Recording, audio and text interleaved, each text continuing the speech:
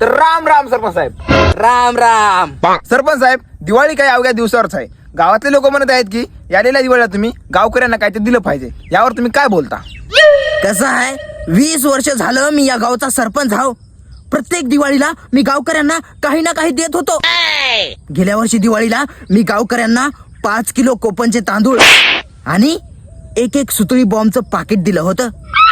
मग रात्री मी खुर्ची घेऊन घराबाहेर बसलो होतो. एक कार्ट आलं आणि मी दिलेला सुतळी बॉम्ब मयाच खुर्ची खाली लावून गेलं. मग सरपंच साहेब तुमची चुप चुप. अहो सरपंच साहेब, मी म्हणू लागलो तुमची खुर्ची हादरली असेल. हा, तसं म्हण की हादरली होती की खुर्ची? लय जोरात हादरली होती. सरपंच साहेब, तुम्ही तर गावचे सरपंच आ, तुमचा तर गावात दरारा पाहिजे. तुम्ही त्या कार्टेला काय केलं नाही काय? अरे कसं काय करू, त्याच्या इथलं 50 मतदान हाय.